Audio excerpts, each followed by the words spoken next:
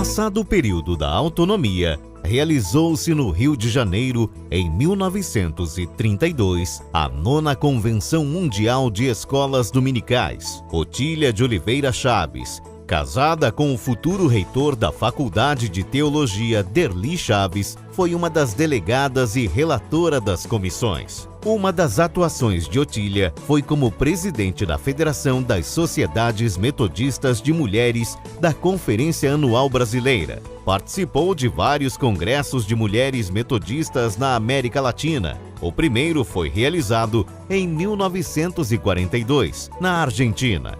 Depois Montevidéu, Lima e no Rio de Janeiro. Em 1948, além de lecionar no Colégio Americano, continuava o trabalho na região, mas foi numa visita aos Estados Unidos que ela recebeu o convite para estudar no exterior. O mestrado foi concluído aos 52 anos em Nashville. Uma outra missionária que trabalhava arduamente no país foi a Eunice Weaver. Eunice colaborou no processo de inclusão de filhas e filhos de pais portadores de hanseníase. O educandário Carlos Chagas, em Juiz de Fora, também teve as mãos de Eunice Weaver como a fundadora da instituição. Em 1932, com o Programa de Assistência e Defesa contra a Lepra. 2 anos mais tarde, em 1934, temos o segundo Concílio Geral com a eleição de um bispo brasileiro, César da Corso Filho. Já em 1938, no terceiro Concílio Geral, as faculdades de teologias de Porto Alegre e Minas Gerais deixariam de existir para dar lugar à Faculdade de Teologia da Igreja Metodista, em São Bernardo do Campo.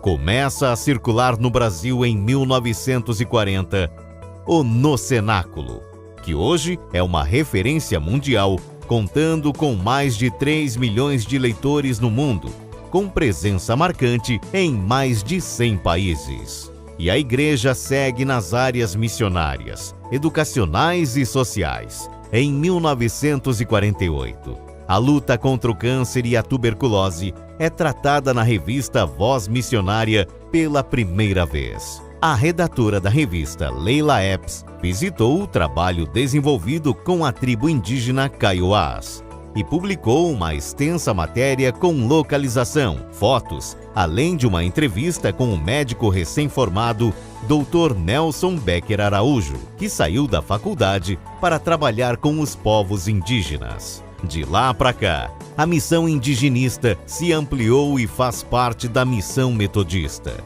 Sem interferir na cultura indígena, a Igreja Metodista trabalha com os povos indígenas em Mato Grosso do Sul, Minas Gerais, Ceará e Roraima.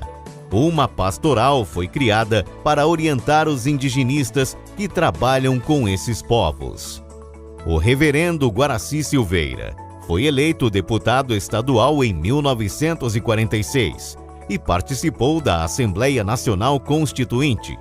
Nesse mesmo ano, cria-se a Ordem das Diaconisas e o reverendo Benedito Natal Quintanilha é enviado para Salvador, marcando a expansão do metodismo no Nordeste.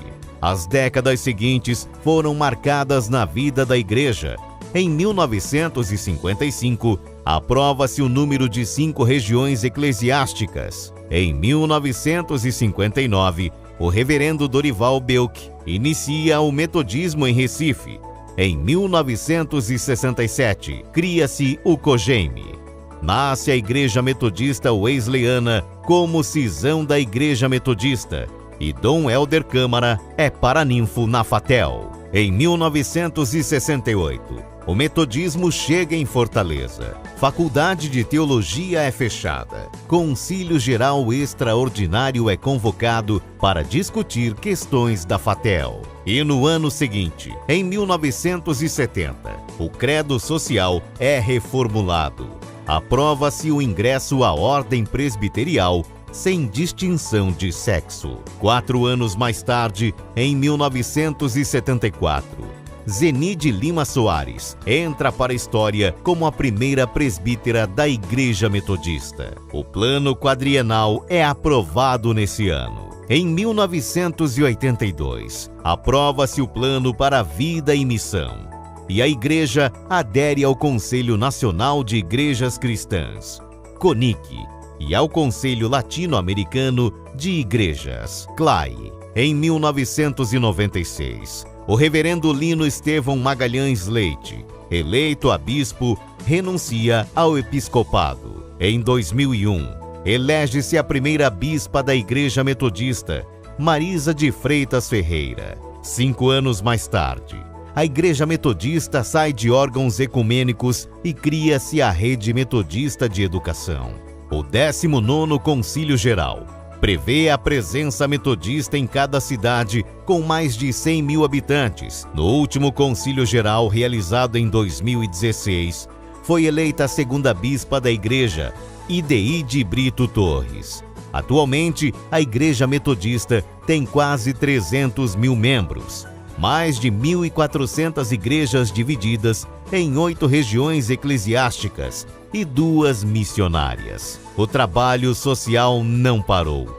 A educação nas universidades e colégios metodistas também avançaram. É a missão metodista se estendendo desde os rios da Amazônia com os ribeirinhos, os pequenos grupos de discipulado espalhados pelo Brasil afora, com os povos indígenas até o envio de missionários brasileiros para o exterior. São 150 anos de história construída por várias mãos e somamos 80 milhões de membros em todo o mundo. Você também faz parte desse momento importante em nossa igreja. São 1 século e meio de metodismo permanente em terras brasileiras.